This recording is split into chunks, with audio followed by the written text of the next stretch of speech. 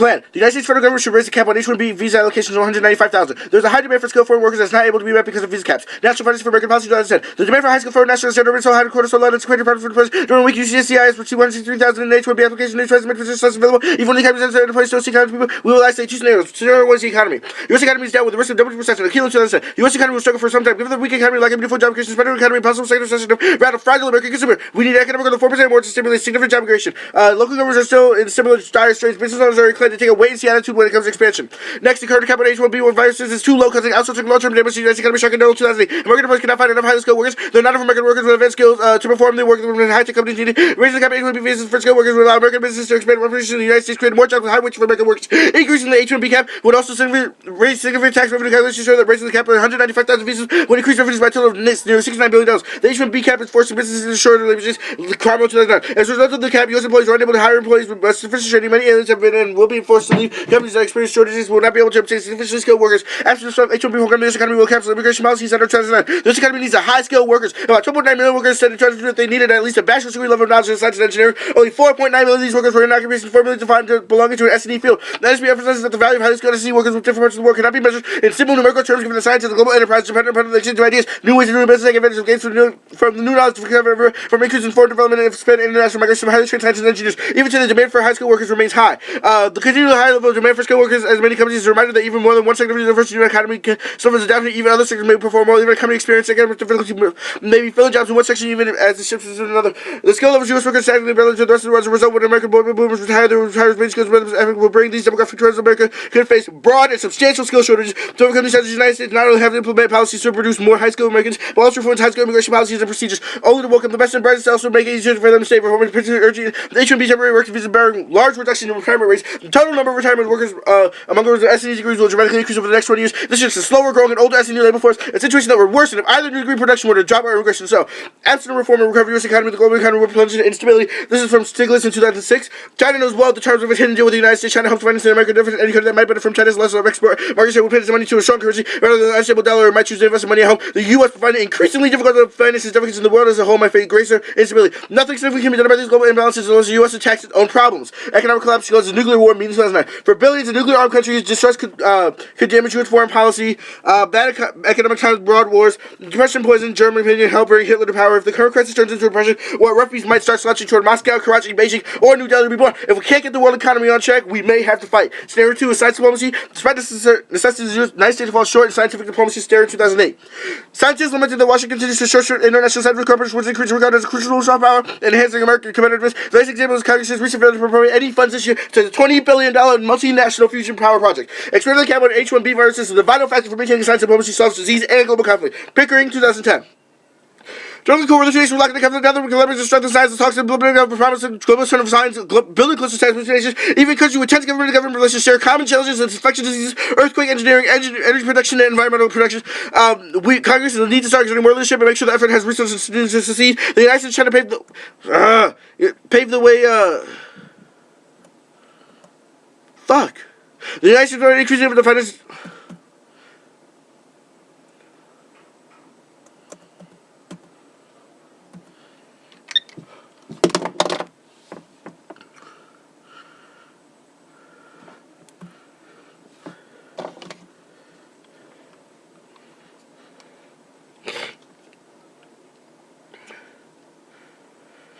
The United States is paved the way for bilateral scientific cooperation that has generated vast benefits for both nations, including reduced tensions and billions of dollars. Now, science diplomacy may help America open a door toward improved relations with Pyongyang, too. Institute found a deeply unfavorable view of the U.S. and many Muslim nations, but for favorable review of science and technology. Science demands an intellectually honest atmosphere, peer review, and a common language for the professional and exchange of ideas. Basic values of transparency, vigorous inquiry, and respectful debate are essential. The government should quickly and significantly increase the number of H-1B visas being approved for foreign doctors, scientists, and engineers. Foreign scientists working at the U.S. university make critical contributions to human welfare and to our economy. They often become informal goodwill ambassadors. Science is a wide-ranging effort that naturally crosses borders, and so science and science collaboration can promote goodwill at the grassroots.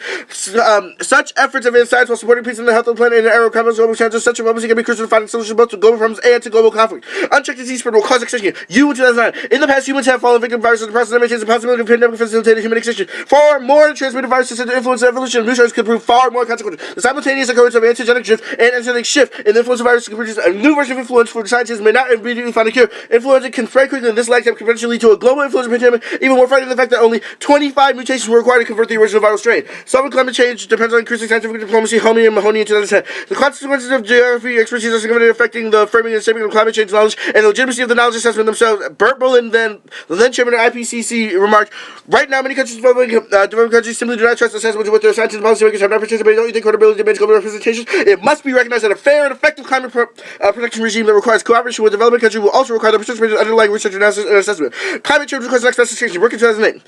Human-induced warming is already rapid. A low-range optimistic estimate warming will shift the Earth's global mean surface temperature to conditions which have not existed before 3 million years ago. It is quite possible that in the comparative geological instant of a century, planetary conditions will be transformed to a state unlike any that the world's most modern species have encountered. Ecosystems in the 21st century have lost resilience. Most habitats are already degraded by past human activities. We have unleashed physical and biological transformation on a global scale. From global warming, ocean acidification, habitat loss, habitat fragmentation, invasive species, chemical pollution are likely to lead to cascading extinctions. Observation 2, solvency.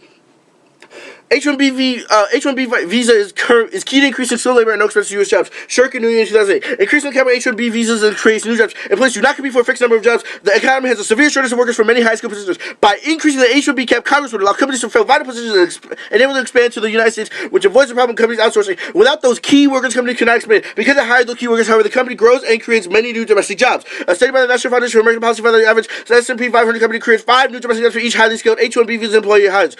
By raising the H-1B cap, Congress sources jobs, allowing companies to fill vital positions. This benefits both the U.S. economy.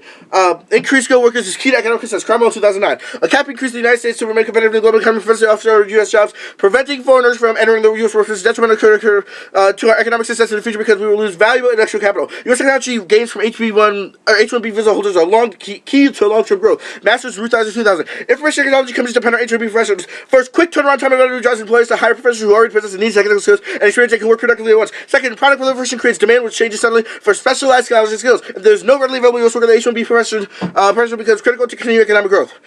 Cap on H-1B visa triggers negative perception of U.S. China's credibility. All of their causes are based on others still wanting workers.